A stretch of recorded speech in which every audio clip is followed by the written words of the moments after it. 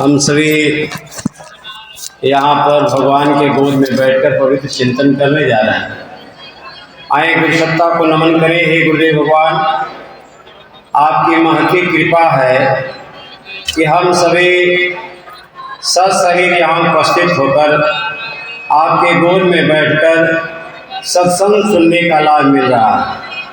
अभी बाबा ने कहा कि न जाने श्वास कब रुक जाए कोई पता नहीं, इसलिए हम सभी मुस्कुराएं और अपने आप को धन्यभागी समझें कि भगवान की बड़ी कृपा है कि हम सभी यहाँ उपस्थित होकर भगवान की चर्चा सुन रहे हैं और अपने जीवन को अच्छा बनाने का प्रयास कर रहे हैं।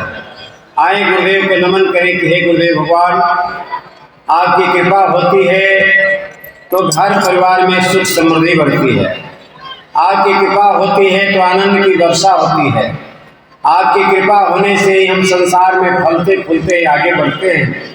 उस गुरुदेव भगवान को स्मरण करें, तत्पश्चात उनके आशीर्वाद से जो मिलेगा वो रखने का प्रयास किया जाएगा।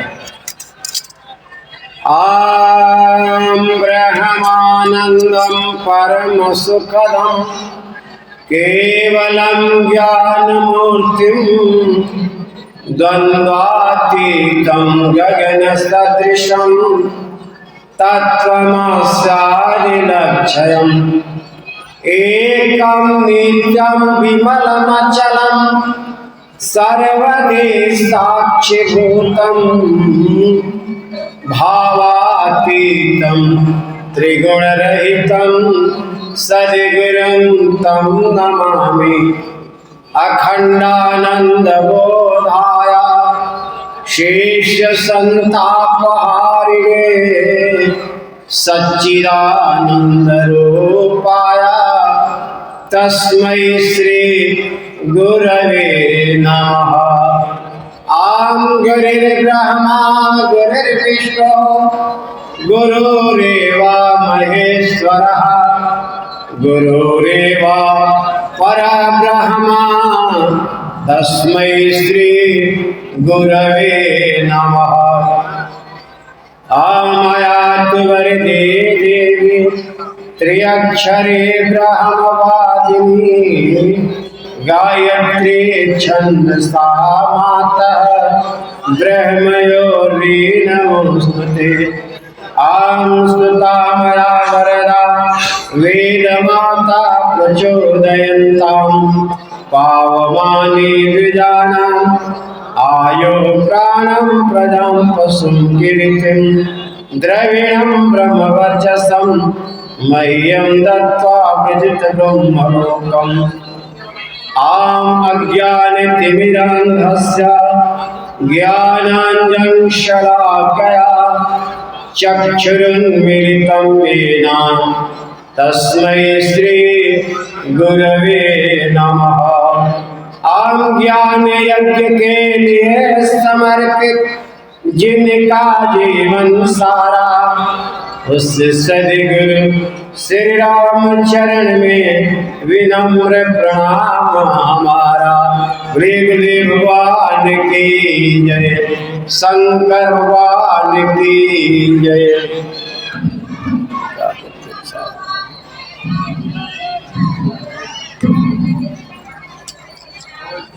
आए हम सभी गुरुदेव भगवान के चरणों में बैठकर बड़े ही पवित्र चिंतन करने जा रहे हैं। इससे यज्ञ में समस्त सूक्ष्म देव शक्तियाँ यज्ञ की संरक्षण करने के लिए उपस्थित हैं। उन गुरुदेव भगवान सहित समस्त देव शक्तियों को कोटिशा प्रणाम करते हुए इस देव मंच पर उपस्थित गुरुदेव भगवान को नमन वंदन करते हुए मंच के सफल संचालन करने वाले परम आदरणीय भैया डॉक्टर साहब, मंच पर उपस्थित प्रेम शंकर भाई साहब तिवारी जी और हमारे गुरुदेव भगवान के अनन्य भक्ति स्वामी अर्जुनानंद बाबा और उपस्थित सभी विद्वज्जन, आत्मीय बहनों भाइयों, बड़ी श्रद्धा भक्ति के साथ हम सभी यज्ञ कार्य में आते हैं। इस अवसर का उपयोग यदि कर लें तो जीवन धन्य बन जाएगा। सभी बहनों के चेहरे पर मुस्कुराहट है, किस लिए? कुछ खास काम के लिए आई है क्या? हाँ, आप सभी कुछ खास काम के लिए आई हैं। जानते हैं ना, शरीर बहुत कीमती है, लेकिन कीमती कब है? जबकि शरीर के अंदर उस तत्व को समझे तब है। केवल बाहरी शरीर कीमती नहीं है, यह है लेकिन उतना कीमती नहीं है जितना अंदर वाला है। और अंदर वाला को प्रसन्न यदि हम कर लें तो बाहर अपने आप प्रसन्न हो जाएगा। आए पहले गुरुदेव भगवान का आवाहन करें, जिनके सुख संरक्षण में इतना भव्य यज्ञ का आयोजन होता है। कल आप लोगों ने देखा ना, जब शोभा यात्रा निकला था तो लगता था कि चारों तरफ से सैलाब उमड़ पड़ा है। सभी बहनें और भाई लोग अपने नेत्रों के माध्यम से भगवान का दर्शन करने के लिए लालायित थे। कई कांवरिया भाई लोग अपने कंधे पर गंगा जल लिए हुए भोले बाबा को स्मरण करते हुए कदम आगे बढ़ा रहे थे। कई बहनों का कदम हमने देखा कि बहनें भर मस्ती में गाते हुए आगे बढ़ रही थी। छोटे छोटे नन्हे मुन्ने बच्चों की किलकारी करते हुए मैंने देखा, लगा कि कितना उसके अंदर उल्लास भरा पड़ा है। ये सब किनका रूप है? भगवान का असली रूप है। लेकिन इस भगवान का असली रूप को न जाने हम लोग कहाँ दबा कर रखते हैं। कभी कभी उछाल आता है, भगवान का असली रूप देखने को मिलता है। तो यज्ञ इसीलिए करते हैं कि भगवान का जो रूप है, जो दबा हुआ है नीचे, जो पर्दे के अंदर है, जिस पर राख लग गया, उसको थोड़ा सा झाड़ दें और झाड़ने के बाद उसमें जो लपटें निकले उसको हम देख सकें। कल देखने को मिला, तो केवल कल ही नहीं, अपने जीवन को ऐसे ही आनंदमय बनाने के लिए यज्ञ होता है कि जीवन को कैसे आनंदमय हम सभी बना सकें, कैसे अपने जीवन को प्रफुल्लित कर सकें और भगवान के सच्चे अनुयायी कैसे बन सकें। आए एक भजन के माध्यम से गुरुदेव को आवाहन करें। हे गुरुदेव भगवान, आप आए, देव मंच पर विराजमान हो और आपके सुख संरक्षण में ही यज्ञ कार्य चल रहा है। वरणे आचार्य करने को तुम्हें, गुरुदेव भगवान को ही तो वर्ण करेंगे हम लोग और उन्हीं के सानिध्य में यज्ञ कार्य चलेगा। तो आइए गुरुदेव भगवान का आवाहन करें। वरणे आचार्य करने को तुम्हें आशा लगाए हैं। वरणे आचार्य करने को तुम्हें आशा लगाए हैं। धीरे धीरे मंद मंद गाएंगे हम सभी। वरणे आचार्य करने को तुम्हें आशा लगाए हैं। प्रभु चरणों में झुके कर प्रार्थना हम लेके आए हैं। प्रभु चरणों में झुके कर प्रार्थना हम लेके आए हैं। वरणे आचार्य करने को तुम्हें आशा लगाए हैं। वरणे आचार्य करने को तुम्हें आशा लगाए हैं। सजल श्रद्धा प्रखर प्रज्ञा पधारे, शक्ति शिव बनकर पधारे, शक्ति शिव बनकर। गुरुदेव को बुलाया जा रहा है कि गुरुदेव भगवान आप आगे विराजमान हो जाएं। सजल श्रद्धा प्रखर प्रज्ञा पधारे, शक्ति शिव बनकर पधारे, शक्ति शिव बनकर। तुम्हारे अंश नन्हे देख हम बल के बिछाए हैं, वर्ण आचार्य करने को तुम्हें आशा लगाए हैं, वर्ण आचार्य करने को तुम्हें आशा लगाए। गुरुदेव भगवान को हम लोग आचार्य रूप में वर्ण कर रहे हैं, इसलिए आवाहन किया जा रहा है वर्ण आचार्य करने को तुम्हें आशा लगाए हैं।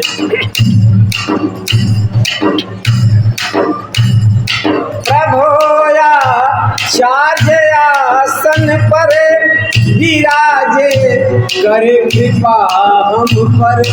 प्रभो आचार्य आसन पर, आचार्य आसन पर किसको बुला रहे बहनों और भाइयों? गुरुदेव भगवान को कि हे गुरुदेव भगवान, आप हमें आचार्य आसन पर विराजमान हो जाएं। प्रभो आचार्य आसन पर विराजे, करे कृपा हम पर। विराजे करे कृपा हम पर। प्रणेता और संरक्षक नाथ जा ढूंढ पाए हैं, प्रणेता और संरक्षक नाथ जा ढूंढ पाए हैं, वर्ण आचार्य करने को तुम्हें आशा लगाए हैं, वर्ण आचार्य करने को तुम्हें आशा लगाए हैं। हमारे प्रार्थना विश्वास है, स्वीकार कर ले है। हमारी प्रार्थना विश्वास है, स्वीकार कर ले है। प्रभु स्वीकार कर ली है। सफलता के लिए आश्वस्त हो माँ तक झुकाए हैं, सफलता के लिए आश्वस्त हो माँ तक झुकाए हैं, वर्ण आचार्य करने को तुम्हें आशा लगाए हैं, वर्ण आचार्य करने को तुम्हें आशा लगाए हैं। बोले गुरुदेव भगवान की जय, शंकर भगवान की जय, लक्ष्मी नारायण भगवान की जय। बहनों और भाइयों, गुरुदेव को आचार्य रूप में वर्ण किया गया। अब उनके सानिध्य में हम सभी विचार और चिंतन करेंगे। देखिए, हम सबका जीवन कितना कीमती है और कितने इसको हल्का में ले लेते हैं, जरा विचार करें। बहनों और भाइयों, शरीर के अंगों का अलग अलग भोजन है। आहार केवल मुंह ही नहीं लेता है, आंख भी का आहार है। आंख क्या खाता है बहन जी? आंख का आहार क्या है? दाल रोटी खाता है क्या? संसार को देखता है। बहुत अच्छी बात बताई। बहने सब जो सजग हैं, सक्रिय हैं, सुनेंगे, ध्यान से चिंतन करेंगे, बहुत कीमती बात है। संसार की चीजों को देखता है, लेकिन किसको देखता है? अच्छी चीज रहेगी तो दिखाई पड़ेगी, अगर बुरा सामने आ जाए तो आंख अपने आप बंद हो जाता है। गंदा चीज देखते हैं क्या? कान क्या करता है? सुनता है, लेकिन मधुर चीजों को सुनेगा। अगर कर्कश आवाज आ जाए तो कान अपने आप बंद हो जाएगा। तो अगर मधुर चीजों को कहा भद्रं कर्णेभिः शृणुयाम देवा, मधुर चीजों को, भद्र चीजों को सुनने से आदमी देवता बनता है। आंख क्या करता है कि आंख अच्छी चीजों को देखेगा, भगवान का दर्शन में करेगा तो शरीर देवता बनेगा। जीव क्या है? अभी भोजन करता है, लेकिन स्वादिष्ट भोजन किया, इसका स्वाद लगता हुआ चीज खाता है, लेकिन क्या चीज खाना चाहिए? ये जो जानता है वो अपने शरीर को पुष्ट करता है। ठीक है, बहुत अच्छी बात। आँख को आपने भोजन दिया, कान को भोजन दिया, जीभ को भोजन दिया, नाक को भी भोजन देता है आदमी। नाक में भोजन करता है क्या? हाँ, यह भी सुगंधित चीज़ों को, अच्छा चीज़ को ग्रहण करता है। अगर खराब चीज़ें, बदबूदार चीज़ें आ जाए तो नाक अपने आप बंद हो जाता है। इसका भोजन है, इन चीज़ों का आहार रूप में ग्रहण करता है। केवल हम मुंह से ही भोजन नहीं करते। अगर गंदा विचार हमारे दिमाग में चला जाए कान के माध्यम से, तभी आपका चेहरा तमतमा जाएगा। अगर कोई गाली दे दे और कान के माध्यम से आप सुन लें और दिमाग में चला जाए तो चेहरा तमतमा जाएगा कि नहीं जाएगा? इसका मतलब कान भी भोजन करता है। कान से भी शरीर चलता है, आँख से भी चलता है, नाक से भी चलता है। यानी 10 इंद्रियाएं अपना अपना भोजन ग्रहण करती हैं। भगवान ने बना दिया तो क्या शरीर में यही है क्या? और कुछ है?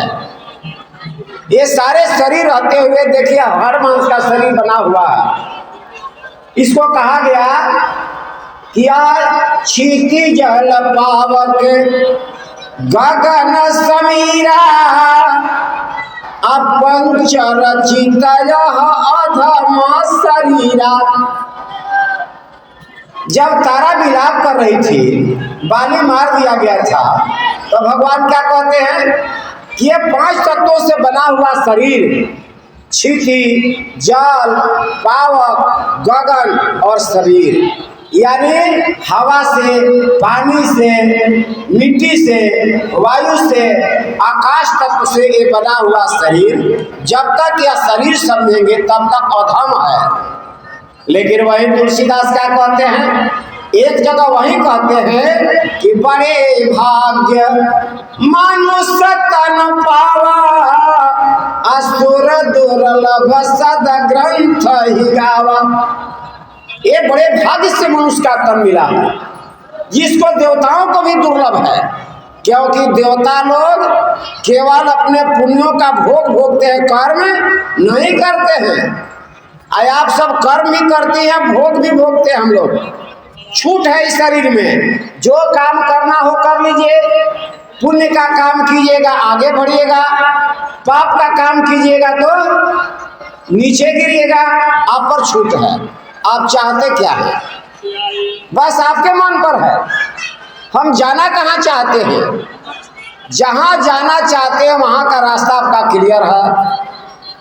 अब हम लोग विचार करें इस बिंदु पर कि जब शरीर के इंद्रियों का भोजन देते हैं कि शरीर हमारा पुष्ट रहे, अच्छा खाते हैं, अच्छा देखते हैं, तो यही है कि शरीर में और कुछ चीज़ है, एक तत्व है जिसके अभाव में शरीर को लाश कहते हैं। कितना भी खूबसूरत स्त्री हो, पत्नी हो, अगर उसके अंदर का श्वास निकल जाएगा तो कोई पति रात भर भी अपने साथ रखेगा क्या?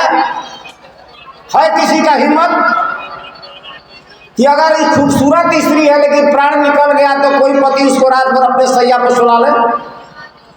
कितना भी खूबसूरत पति हो, अगर उसका श्वास निकल गया, प्राण निकल गया, उसमें का तेज निकल गया, तो क्या कोई पत्नी अपने साथ रखेगी क्या?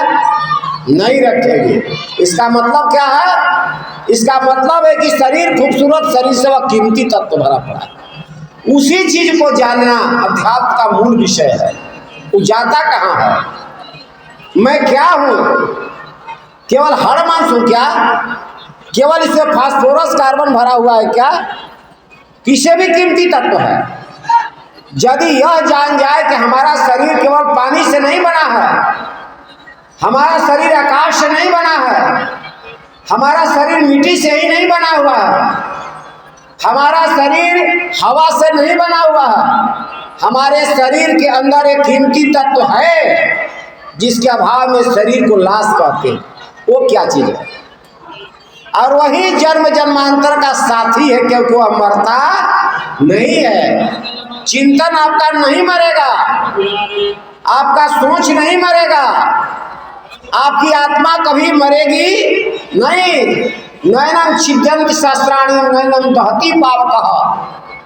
न इसको शस्त्र कोई काट सकता है, न आग जला सकती है, न हवा सुखा सकते, कुछ नहीं। वो क्या चीज है? वो क्या चीज है? इसी को आप वाइटल फोर्स कहिए, एनर्जी कहिए, आत्मा कहिए, तेज कहिए, वह परम परमात्मा का अंश कहिए, जो कहना हो उसको कह लीजिए, लेकिन वो मरता नहीं है। प्रयोग रूप में हम लोग चिंतन करें, अगर किसी व्यक्ति का शरीर छूट गया तो एक तत्व तो निकल गया, ले जाकर जलाते हैं तो किसको जलाएंगे? इस शरीर को जलाएंगे ना। आपका चिंतन कहाँ गया? आप जो विचार कर रहे थे, चिंतन कर सोच जाए तो मृदा से चिंतन करेंगे भाई लोग। सब विद्वत जन बैठे हुए हैं, बहनें भी बैठी हुई हैं, तो चिंतक बैठी हुई है। शरीर ने जला, जो आपके अंदर काम था, क्रोध था, मद था, लोभ था, अहंकार था, प्रेम था, करुणा था, दया था, ममता, ये सारी चीजें क्यों कहाँ गया? कहाँ गया वो? वही चीजों को पकड़ना है, वो मरता नहीं है, कभी नहीं मरेगा। प्रेम को जलाया नहीं जा सकता है, आपके अंदर को अहंकार को जलाया नहीं जा सकता है, आपके अंदर को काम क्रोध मद को नहीं जलाया जा सकता। यह साथ साथ जाएगा। किसके साथ साथ जाएगा बहन जी? किसके साथ जाएगा? आत्मा के आवरण के साथ साथ जब तेज निकलेगा ना, तो उसी के आवरण के साथ ही भी निकल जाएगा। आपके अंदर का काम क्रोध मद लोभ अहंकार निकल गया, कहाँ गया? कहीं न कहीं तो गया, जिस चीज को हम लोग अभी नहीं पकड़े, लेकिन ऋषि लोगों ने पकड़ा, संत महात्माओं ने पकड़ा, हमारे आध्यात्मिक नेताओं ने पकड़ा, परम पूज्य गुरुदेव बाबा ने पकड़ा, तो कहाँ जाता है? इसीलिए किसी व्यक्ति के 7 जन्मों को देख लेते थे, कमुक आदमी पिछले जन्म में क्या था, अगला जन्म में क्या बनेगा, कैसे जान गए? इसी चीज को जानना अध्यात्म का मूल विषय है। आए हम लोग विषय पर बड़ा गहन चिंतन कर रहे हैं। अच्छा ये बताइए, जब काम क्रोध मद लोभ अहंकार नहीं जला तो किसके साथ गया? उस आत्मा के आवरण के साथ गया। अगला जब जन्म लेगा तो उस साथ साथ चिपका रहेगा, वही ना जगह खोजेगा। तो यदि हम कामुक प्रकृति के हैं, वासना में रहते हैं, तो वैसा जगह खोजेगा ना। और यदि हम अपनी आत्मा की आवाज को सुनते हैं, तो आत्मा का भोजन क्या है? कान का भोजन तो आप लोग समझ लें, जीभ का भोजन समझ लें, स्वादिष्ट भोजन।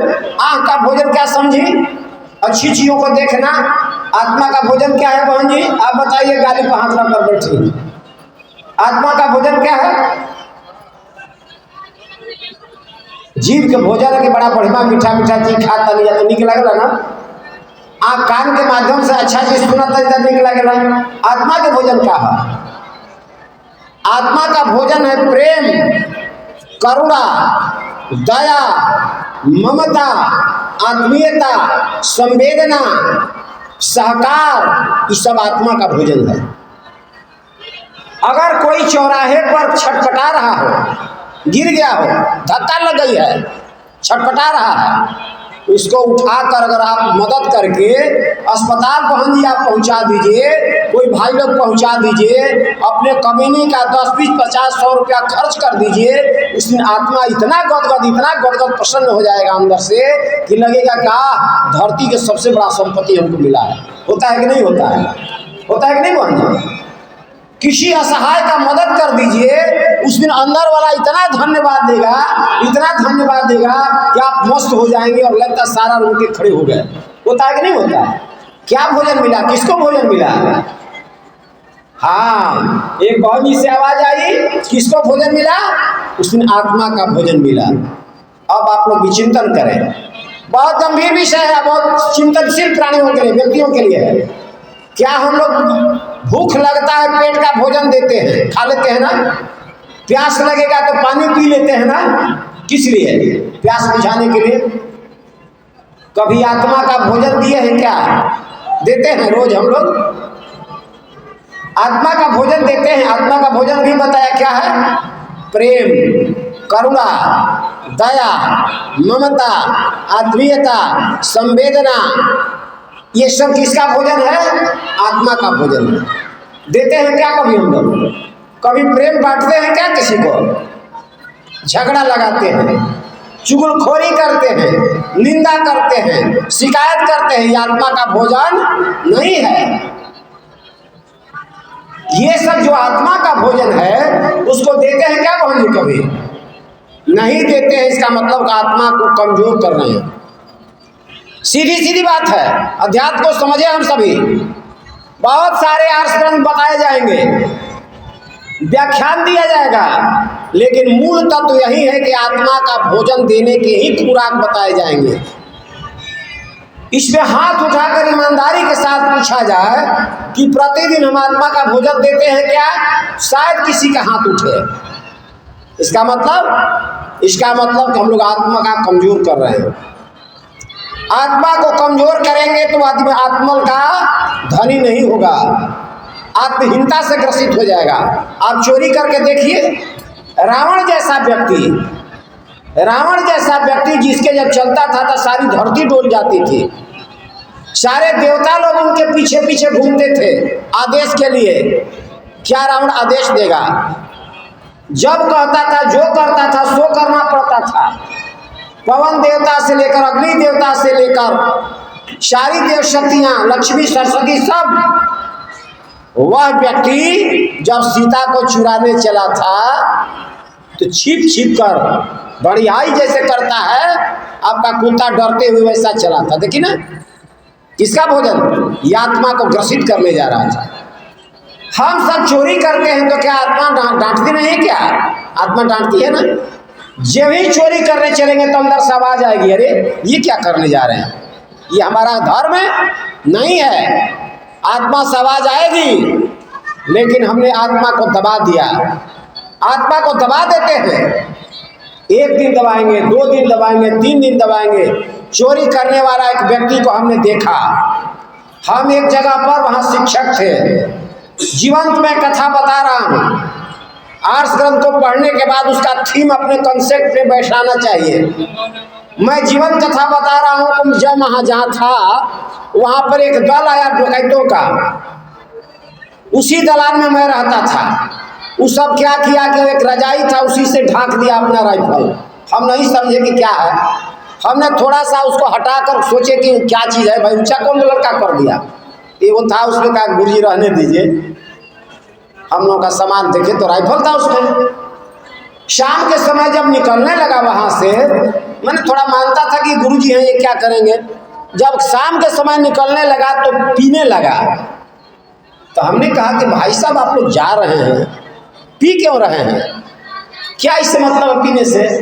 इतना बढ़िया जवाब दिया उसका जो बॉस था, इतना बढ़िया जवाब दिया।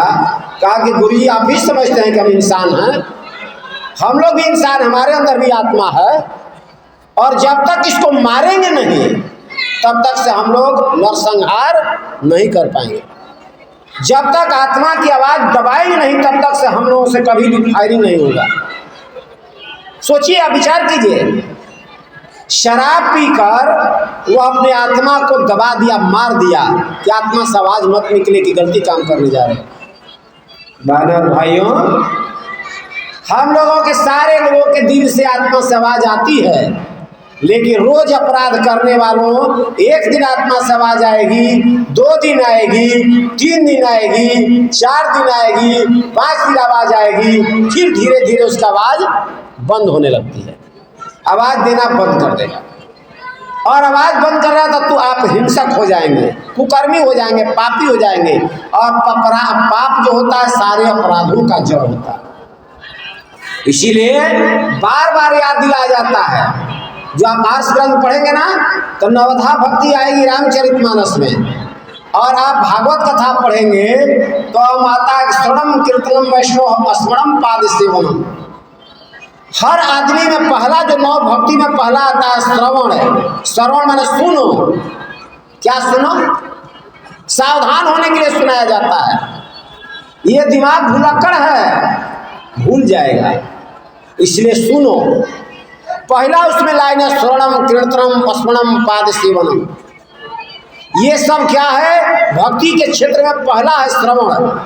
आप सुनते रहिए, जगते रहिए, और संत का काम है कि जगाते रहिए।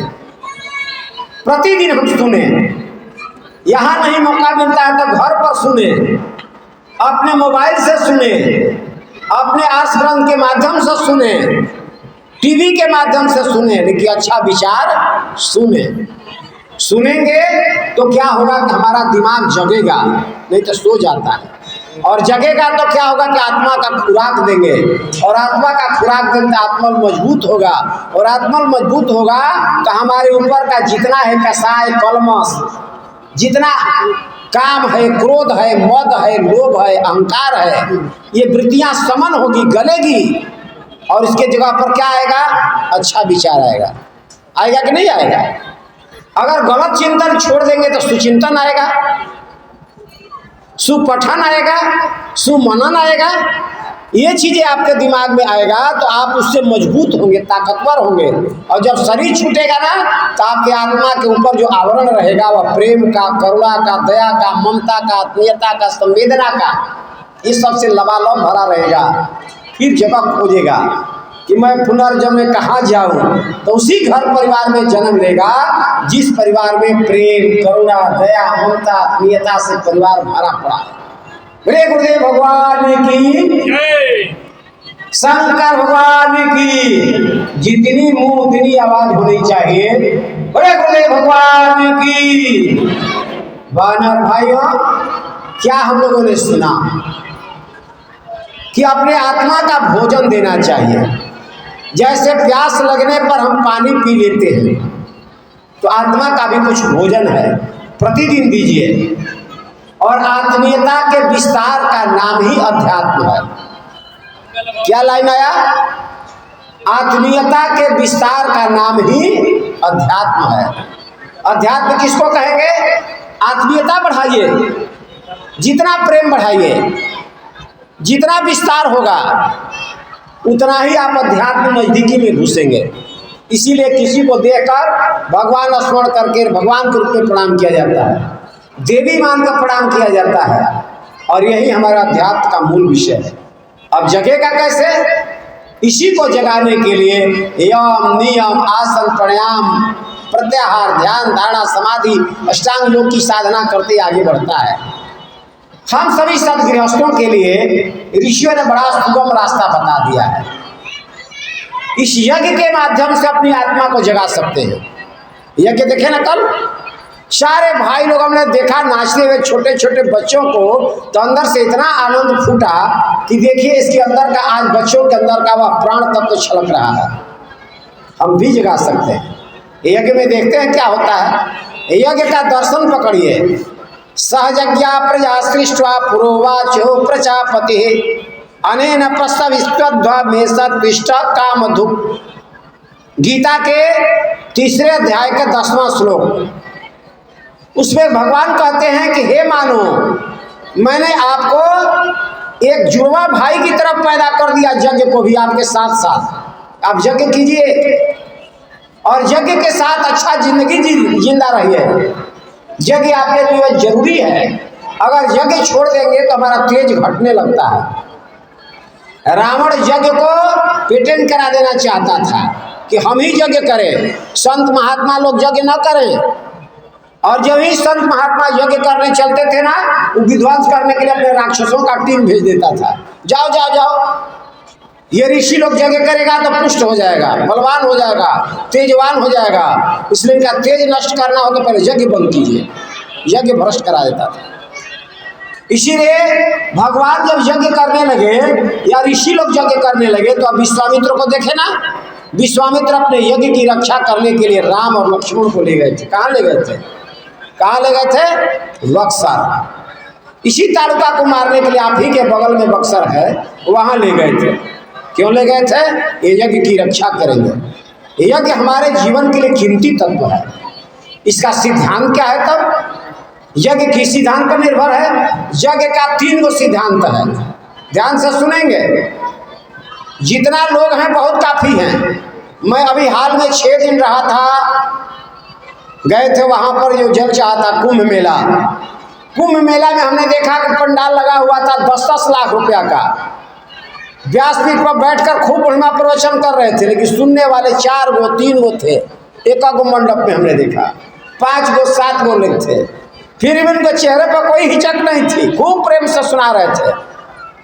अरे देखिए ना भाई, शिव जी के श्रोता कौन थी? एगो पार्वती जी थी, अकेले श्रोता थी, लेकिन मगन में सुनाए थे। हम लोग भी मगन में सुने और सुनाए, भगवान को सुनाए। जब भगवान सुन रहे हैं, अंतरिक्ष में गूंज रहा है, उसी का वीको बनेगा, वेव तरंगे बनेगी और एक लेयर बनता जाएगा, तो अच्छे विचारों का पुंज खड़ा हो जाएगा। तो यज्ञ का सिद्धांत मैं बता रहा था कि हमारे आर्ष ग्रंथ में यज्ञ का 3 गो सिद्धांत होता है। पहला क्या होता है? दान। दूसरा क्या होता है? देव पूजन। और तीसरा क्या होता है? संगतिकरण। ये यज्ञ का 3 सिद्धांत है, ये त्रिपाद है, तीनों पैर पर खड़ा है यज्ञ। आप देखेंगे कि एक किसी की भी जरूरत नहीं है कि करोड़पति भी आदमी होगा तो यज्ञ करा लेगा, भखौटी कहलाएगी, यज्ञ नहीं कहलाएगा। जब ही शंकर ज्ञान यज्ञ या कोई यज्ञ करना चालू करे कि हमारे पास 10 लाख रुपया है, 1 करोड़ रुपया है, हम यज्ञ करा लेंगे, तो उसको यज्ञ नहीं भखौटी कहते हैं। तो लड़का भैल हो ही भखौटियों को ठीक कहले हुए कौन काम से, लेकिन यज्ञ उसको नहीं कहेंगे। यज्ञ तभी कहेंगे जब 1 मुट्ठी अनाज सबके घर से कम आ जाए, 1 पैसा का चंदा मांगिए उसमें। और यज्ञ में दान देने का और दान मांगने का अधिकार दिया गया है, भिक्षाटन का अधिकार दिया गया। भीख मांगिए, पेट भरने के लिए नहीं, पेट भरने के लिए भिक्षा करना ग्रहित कार्य है। भगवान ने 2 भुजा दिया है, इससे बहुत बड़ा संपत्ति कमाया जा सकता है। भुजाओं की ताकत तो समझिए, हमारे पास इतनी बड़ी ताकत है इस भुजाओं में कि हम दूसरे को खिलाने भर कमा सकते हैं जी, अपना पेट तो छोड़िए। लेकिन भूख रहते, वहाँ भुजा रहते भी हाथ पसारना ग्रहित काम क्या हो गया है। इसीलिए भिक्षाटन करने वाले लोग पेट भरने के लिए भिक्षाटन न करें, यज्ञ करने के लिए आप भिक्षाटन कर सकते हैं, जगह जगह जाकर दान मांग सकते हैं। तो ऋषियों का था कि दान लीजिए और दान दीजिए, यज्ञ में दान होता है, ये परंपरा। दूसरा देव पूजन, आप देखते हो मंत्र बोला जाता है, देवताओं का आवाहन किया जाता है। अम अग्निर्देवता, वातो देवता, सूर्यो देवता, चंद्रमा देवता, वसयो देवता, रुद्रा देवता, आदित्या देवता, मरुतो देवता, विश्वे देवा देवता, बृहस्पतिर्देवतेन्द्रो देवता, वरुणो देवता। मंत्र बोला जाता है ना। इतनी देव शक्तियों का आवाहन किया जाता है कि हे देव शक्तियां, 33 कोटि देव शक्तियां कलश में आप देखेंगे रखा जाएगा, उसका मंत्र बोला जाता है। ओम तत्वायामि ब्रह्मणा वंदमानः तदा शास्त्रे यजमानो हविर्वे अहेडमानो वरुणेह मद्दुरसुगम सामान आयुः ब्रह्मो से। क्या कहा जा रहा है? देवताओं को वेद मंत्रों से रिझाया जाता है। हे देव शक्तियां, आप आवें, धरती पर पदार्पण करें और हम यजमान की मनवांछित फल को प्रदान करें। ये पहले देवावाहन होता है। देवताओं को जब आवाहन कर लिए तो कल संगतिकरण का रूप दिखाई पड़ा। यज्ञ में संगतिकरण होता है, बिना साथ का यज्ञ शोभा नहीं देगा। मैंने कल तकिया ग्राम के ही नहीं, अगल बगल के लोगों को भी मैंने देखा कल, जिसके पास जो ताकत है सब अपना शक्ति लगा दिए थे भोले बाबा के लिए, यानी यज्ञ के लिए। कोई क्या पतल लेकर दौड़ कर आ रहा था, कोई रथ सजा रहा था, कोई माला ला रहा था। संत महात्माओं को माला लगाया जाए, फिर इसके बाद रथ पर बैठाया जाए, आगे बग्गी को ले जाया जाए। कोई लड़का लाइन में लगा हुआ था, कोई मानव श्रृंखला बनाकर महिलाओं को इसमें प्रवेश कराने में लगा हुआ था, कोई प्रसाद वितरण में लगा हुआ था। क्या भगवान का रूप है ये देखिए। इस समिति के लोगों ने, हमने देखा कि श्री शंकर ज्ञान समिति के तमाम लोग अपनी सारी शक्ति झोंक दिए थे इस शंकर भगवान के यज्ञ को सफल करने के लिए। उपराण कहाँ से आ गया था? उपराण आपके सामने बैठे हुए पूज्य बाबा श्री, जिसने इस यज्ञ का संचालन करने की घोषणा किया था और उन्हीं के तेज काम कर रहा था कि सब लोगों के अंदर का उछाल पैदा हो गया था। मैंने रामशेष भाई साहब को देखा पैदल जी, उस धूप में पैदल उछल उछल कर चल रहे थे। प्रेम शंकर भैया भी वैसे ही चल रहे थे, और तो नौजवान भाई हैं तो फान कूद रहे थे, डॉक्टर साहब सब उछल रहा था, सब एकदम मस्ती में लगा। कहाँ से तेज आ गया, कौन दे दिया? वही तेज प्रतिदिन लाने के लिए आप भगवान से जुड़िए, तो रोज तेजवा आ जाएगा। लेकिन इसका मतलब कि भगवान से हम लोग जुड़ना बंद कर दिए। अगर आप बैठकर प्रतिदिन उस परमात्मा से लगाव आपका होगा ना, तो रोज उछलते रहेंगे ऐसे ही। अध्यात्म का विषय पकड़िए, हमारा कनेक्शन कट जाता है, इसलिए उछाल बंद हो जाता है। और इस कनेक्शन को आप जोड़े रखेंगे, जैसे कि कल जोड़ा गया, वैसे ही कनेक्शन को प्रतिदिन जोड़े रखने के लिए यज्ञ कार्य किया जाता है कि यज्ञ के माध्यम से संगतिकरण बना रहे, दान भी हो, देवावाहन भी हो और देवता का वास संगतिकरण हो, आपस में मिलजुल कर हम लोग यज्ञ को सफल बना लें। तो क्या यज्ञ ही सफल बना लें? नहीं, अपने घर में भी, अपने परिवार में भी, अपने समाज में भी जहाँ कहीं रहते हो, ऐसे ही तेज की जरूरत है, ऐसे ही दान की जरूरत है, ऐसे ही देवावाहन की जरूरत है और ऐसे ही संगतिकरण की जरूरत है। ये जगह का दर्शन यदि हमारे चिंतन में आ गया तो धरती को स्वर्ग बनने से कोई रोक नहीं पाएगा। और यही कारण है कि एक समय हमारा देश जगत गुरु कहलाता था। जगत गुरु कहलाने के पीछे यही कारण था। और हमारी बहनें देवियां कहलाती थी जी, भोग्या की वस्तु नहीं थी। नारी हमारी भोग्या की वस्तु नहीं थी। नारी को भोग्या बनाया कब? जब पश्चात संस्कृति और मुगलों का आक्रमण हुआ, हमारा देश गुलाम हुआ, तब नारी को भोग्या बनाया गया। तो नारी देविया हुआ करती थी। नारी के अंदर तेज रहता था, नारी के वाणी में दम रहता था। नारियां शास्त्रार्थ किया करती थी। गार्गी, शकुंतला, होशा, ये सब नारियों का जीवन उठाकर देख लीजिए। देवयानी, ये सब क्या नारियां थी? नारियां थी ना। लेकिन माताओं के अंदर को तेज को बढ़ाया जाता था। आज क्या हो गया? आज नारी को केवल भोग्या बनाए जा रहे हैं। भोग्या की तरह जिंदगी जीने के लिए हम भी व्यस्त किए और लाचारी उनके दिमाग में कहां से आ गया कि अपने आप को भोग्या के रूप में प्रस्तुत करती चली जा रही है। ये हमारी संस्कृति नहीं है। बोलो, संभलिए, जागिए, क्योंकि देश करवट ले रहा है, समय बदल रहा है और महाकाल का अभियान है कि अगर इस बदलते हुए प्रवाह के साथ अपने आप को नहीं बदल सके तो रगड़ा जाएंगे जी। महाकाल का तेज चल दिया है, देख नहीं रहे जो कैसे बदल रहा है। जिस नारियों को घर में दबोच कर रखा गया था, वो नारियां समाज में आ गई, आगे नेता बनने लगी, गांव की मुखियाइन बनने लगी, समाज का नेतृत्व करने लगी और उसको आगे रखकर पीछे से उसका नाम का जयकारी लगाते हैं। आपके बस की चीज है क्या? समय करवट ले रहा है, इसलिए नारियां भी जगे, अपने अधिकार को, अपने कर्तव्य को समझे। केवल अधिकार भी समझना नहीं है, कर्तव्य, और कर्तव्य करने वालों को अधिकार स्वतः मिल जाता है। इसलिए बहनों और भाइयों, जो बात का मूल थॉट्स बताया जा रहा है, इतने आर्ष ग्रंथों को मैंने जो अध्ययन किया है अपने विचार से, गुरुदेव की कृपा से, हमने यही पाया कि आत्मा का भोजन देना चाहिए। बस एक बात मैंने पाया।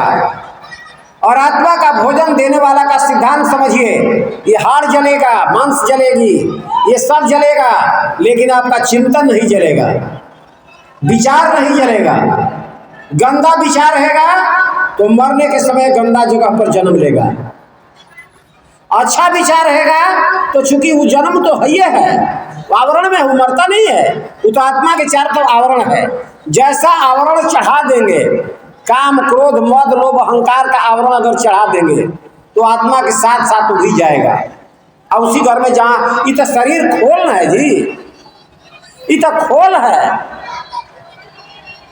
हम लोग इस खोल में, वह गाय का, भैंस का, बकरा का सब खोल है, जिसमें घुसर जाए उसी का रूप धारण कर लेगा, जिसमें तेज प्रवेश कर जाएगा उसी का रूप धारण कर लेगा। तो आत्मा चाहे बकरी में घुस जाए या गाय में घुस जाए या शेर में घुस जाए, जहां चला जाएगा वो पूरा धारण कर लिया।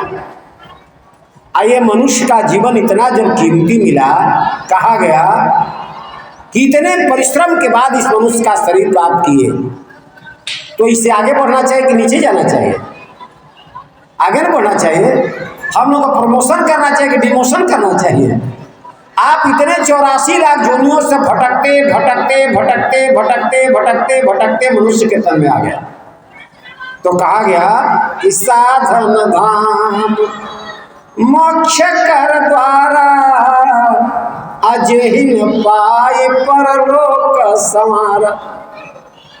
इस शरीर को जब प्राप्त किए तो साधन, जितना घर मकान बनाना हो, गाड़ी बंगला रखना हो रख लीजिए, धाम माने घर मकान बना लीजिए, और मोक्ष का दरवाजा यही शरीर है। बकरी नहीं मोक्ष प्राप्त करेगी, कुत्ता बिल्ली नहीं। शरीर से मोक्ष प्राप्त करने के लिए मनुष्य के तन से ही गुजरना पड़ेगा। और आपने इतना परिश्रम करके मनुष्य का तन प्राप्त किया, तो क्या इसके बाद आगे की रास्ता नहीं तय करेंगे क्या? मनुष्य जोड़ी में जन्म ले तो अगला जीवन कौन नहीं चाहेगा कि हमारा शानदार बने? अगला जीवन कौन नहीं जानेगा कि अच्छा बने? सब चाहता है ना। तो चाहता है तो करना भी पड़ेगा वैसे ना। तो बहन जी, हम यज्ञ में जाएंगे तो क्या घर पर गाली देंगे? क्या गाली गलौज कम करेंगे? क्या कुछ करेंगे कम? देखिए ऋषि लोग रो रहे हैं। गुरुदेव की आत्मा, ऋषियों की आत्मा रो रही है इस समय कि हमारे भारत भूमि के लोग जो इतने परोपकारी, इतने प्रेमी, करुणा दया से भरा हुआ जो माने जाते थे, आज क्या हो गया है लोगों में? एक धनी आदमी जैसे किसी गरीब को देखकर, छटपटाते हुए देखकर, भूखा को देखकर कुछ दे देता है खाने के लिए, उसका पेट भर देता है तो तृप्त हो जाता है। सहृदय धनी की मैं बात करता हूँ, सब धनी की बात नहीं करता हूँ। एक सहृदय धनी व्यक्ति किसी असहाय को देखकर मदद कर देता है तो उसकी आत्मा में तुष्टि होती है। वैसे ज्ञानी व्यक्ति, गुरुदेव जैसा, किसी अज्ञानी को देखते हैं तड़प कर रोने लगते हैं, हृदय फटने लगता है। कौन सा मैं उन लोगों को दे दूं, क्या शब्द कह दूं कि उन लोगों का ज्ञान और ऊपर बढ़ जाए, ये लोग महामानव, अच्छा मानव बन जाए, इंसान बन जाए, छटपटाते रहते हैं। तो क्या इस गुरुदेव के मन से जो इतने दिनों से यज्ञ कार्य चल रहा है, हम सब संकल्प नहीं ले सकते हैं क्या कि हे गुरुदेव भगवान, शरीर तो प्रतिदिन अब ढलता चला जा रहा है, रोज एक एक दिन हमारा बदलता चला जा रहा है, हम प्रतिदिन बूढ़े होते चले जा रहे हैं। यदि हम आज नहीं जीते तो कब जीतेंगे? अबला नसानी अबना न सही हो, बहुत दिन हो गया। इसलिए जितना हुआ सो हुआ, लेकिन आज से और अभी से हम इस बात को जरूर चिंतन करेंगे कि अपने घरों पर जाएं, अपने अंदर भी, अपने बच्चों के अंदर भी, अपने बहू के अंदर भी, सभी लोग उस आत्मा के खुराक देने के लिए कहिए कि हे बेटी, जैसे भूख लगता है तो भोजन करती है, प्यास लगता है तो पानी पीती है, शरीर ढकने के लिए ठंडा लगने लगता है तो गर्म वस्त्र खरीदवाती है, वैसे ही आत्मा को भी भोजन दिया करो। आत्मा को भोजन नहीं दोगी ना तो कल हम लोग न जाने छिटक कर क्या बन जाएंगे, कोई पता नहीं। इसलिए जो आत्मा का भोजन नहीं देगा वह क्या बनेगा, किस जोनी में चला जाएगा, कोई पता नहीं। हम लोग आत्मा का भोजन दें। कैसे भोजन देंगे, क्या करना पड़ेगा? इसके लिए करने के लिए कुछ ऋषियों ने सिस्टम बताया। क्या करें? पहले सुबह सुबह आप जगें। देखिए भोजन के मैं तरीका बता रहा हूँ, ऋषियों का बताया हुआ तरीका बता रहा हूँ। सबसे आसान तरीका आत्मा का भोजन क्या है, कैसे भोजन प्रारंभ करेंगे? प्रातः काल आप जगते हैं, सब जगता होगा, सब जगता है ना। और बहन जी नहीं जगती है लगता है, आप जगी हैं। देखिए नहीं जगी है, हाथ में फाइल ले ली है और फाइल लेकर क्या तो बात कर रही है। बोले गुरुदेव भगवान की। आप भी जगिए, हम भी जगे, सब जगे।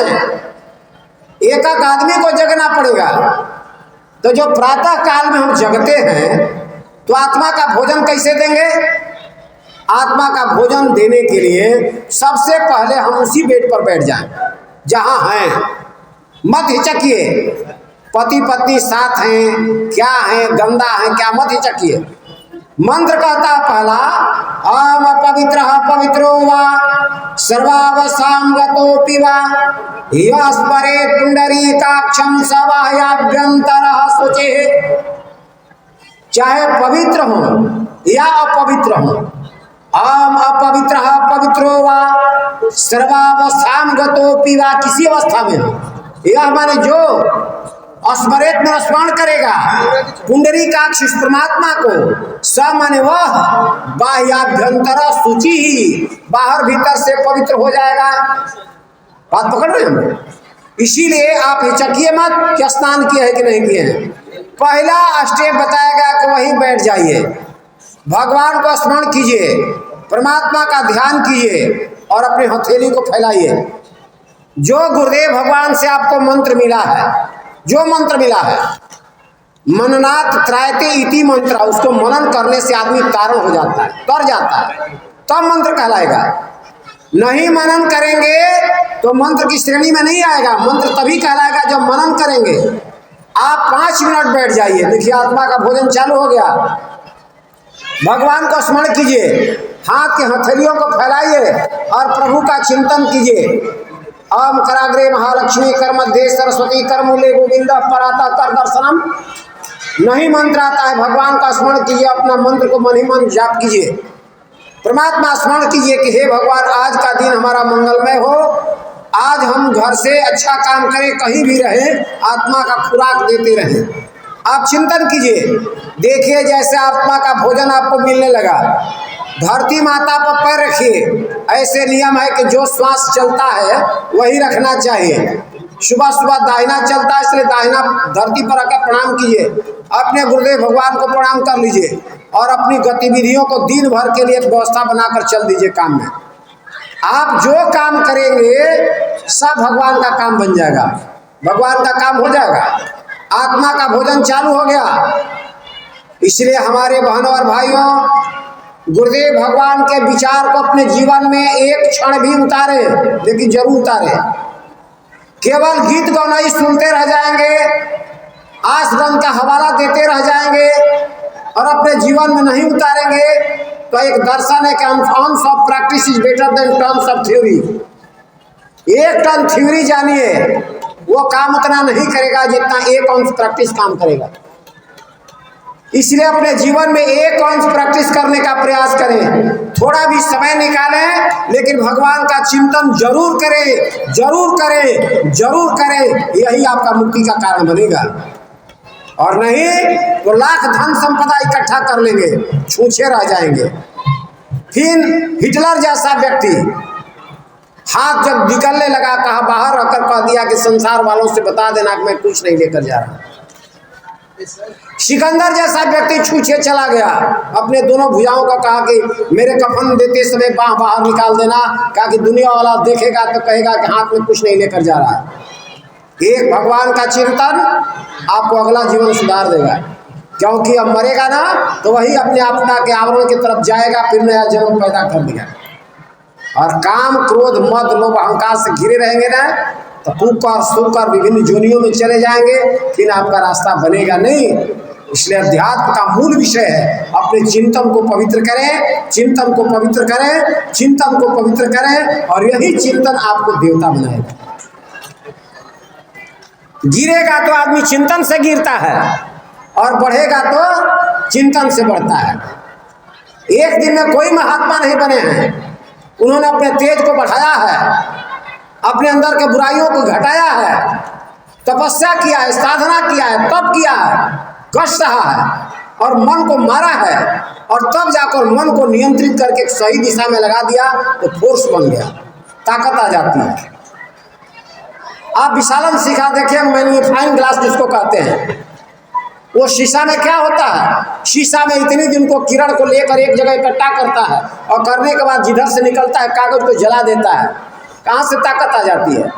इतने दूर के प्रकाश को एक बिंदु से गुजार देता है, आपका कागज में आग लगा देता है, लगा देता है ना। बचपन में हम लोग खेल खेलते थे, आज भी आप लोग देख लीजिएगा, ये चश्मा है ना, चश्मा के ऐसे रख दीजिएगा, जो प्रकाश पार करेगा एक बिंदु पर आएगा और वहाँ आग पैदा कर देता है। ये हमारा चिंतन जो बिखर रहा है, इस बिखरे हुए चिंतन को केंद्रित करें, एक बिंदु पर लगावे और वो आपके अंदर इतना तेज पैदा करेगा कि आपके जीवन में बदलाव ला देगा। बोले शंकर भगवान की, गायत्री माता की, गुरुदेव भगवान की। इसलिए बहनों और भाइयों, आज के इतने समय का प्रवचन का मूल थॉट्स है कि हम अपने आप को चिंतन से जोड़े, सदचिंतन से जोड़े, सुचिंतन करें, सुपठन करें, सुमनन करें और यही शरीर को मुक्ति प्रदान करेगा। अगर नहीं करेंगे तो संसार में इतनी बुराइयां हैं, चारों तरफ से आपको घेर रखा हुआ है कि आपका पैर फिसल जाएगा और आप न जाने कहाँ चले जाएंगे कोई पता नहीं है। इसीलिए कहा गया कि तात तीन अति प्रबल खल काम क्रोध और लोभ अमुनि विज्ञान धाम मना करहु निमिष मोह। ये ना पता कब हावी हो जाएगा कोई पता नहीं है। तात तीन अति प्रबल खल काम क्रोध और लोभ। काम क्रोध और लोभ इतना प्रबल खल है कि मुनि विज्ञान, ज्ञानी आदमी को भी, मुनि को भी पल भर में झपट लेगा, दबोच देगा। विश्वामित्र जैसा व्यक्ति को दबोचते तो देरी नहीं लगाएंगे, इतना दिन साधना करके रह गए और एक मेनका बोल के फिसल गए। तो आप और हम तो सामान्य आदमी हैं। बचेगा कब? गुरुदेव भगवान से अपने आप को जोड़ेगा, अपने चिंतन को पवित्र करेगा, स्वाध्याय करेगा, चिंतन करेगा, मनन करेगा, तभी जाकर बचेगा। नहीं तो ये भवसागर से बचने वाला कोई नहीं है। इन्हीं शब्दों के साथ आप लोगों के हृदय के अंदर उस तेज को नमन करते हुए, हे गुरुदेव भगवान, ये हमारे बहने भाई लोग इतना पवित्र चिंतन के लिए समय निकाल कर आए हुए हैं। हे गुरुदेव भगवान, इनके दिल में, दिमाग में इतना चिंतन पैदा कर दें कि ये सभी अपने आप को उस आध्यात्मिक चेतना से जोड़कर आपके दरबार के अधिकारी बन सके। इन्हीं शुभ कामनाओं के साथ में हम शांति अंतरिक्षम शांति पृथ्वी शांतिरापः शांति औषधयः शांति वनस्पतयः शांतिर्विश्वे देवाः शांति ब्रह्म शांति सर्वं शांति शांतिरेव शांति सामा शांति। हम विश्वामि देव सवितर दुरितानि परासुव। हे विश्व के देवता सविता दुरितानि परासुव। हे परमपिता परमेश्वर, सविता माने सूर्य ही नहीं, सविता प्रसविता, जो पूरे ब्रह्मांड को प्रसव करता है उसको कहते हैं सविता। हे विश्वानी देव सविता दुरितानि परास्व। दिमाग के अंदर जो कुत्सित विचार है उसको नाश कर दे। यद भद्रम तन्यास्व, और जो कल्याणकारी मार्ग है उसी को हम सभी अपना सके ताकि हम लोगों का जीवन स्वर्ग बन सके। हम विश्वानि देव सविता दुरितानि परास्व यद भद्रम तन्यास्व। ओम शांति शांति शांति सर्वारिष्ट सुशांतिर्भवतु। मेरे गुरुदेव भगवान की जय, शंकर भगवान की जय, समस्त शक्तियों की जय, भगवान की। अभी हम लोग प्रज्ञा से जब कराएंगे भैया पंडित दीनानाथ शास्त्री जी से इनके भावों को सुन रहे थे। आप मंत्रस्थल में घुसकर और मंत्रस्थल से कीर्तन